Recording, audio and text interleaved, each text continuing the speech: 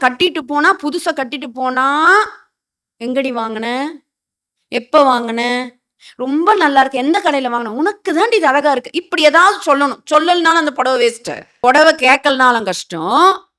இந்த தடவ கேட்டுட்டா, லாஸ்ட் டைம் இதான் கட்டிட்டு வந்த போல இருக்கு. உன் பொண்ணு கட்டிட்டு வந்தது போல இருக்கு. இந்த வாட்டி நீ கட்டிட்டு வந்திருக்க அப்படின்னு கேட்றக்கூடாது.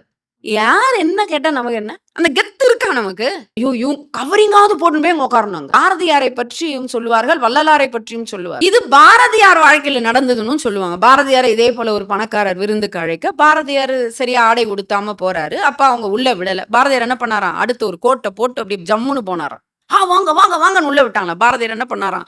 பந்தியில போயிட்டு கோட்ட கழட்டினாராம். கோட்டே நீ சாப்பிடுன்னாராம். இந்தா நீ சாப்பிடு. அப்படின்னு டர்பன கட்டினாரு. இந்தா நீ சாப்பிடு. ஏன்னா உனக்கு தானே இங்க சாப்பாடு மரியாதை. எனக்கு இல்லையே. அப்போ நாம இந்த மரியாதை எல்லாம் எதிர்பார்க்கிறோம். அவங்க மதிச்சா என்ன? அவங்க நம்மள யார் என்ன கேட்டா நமக்கு என்ன?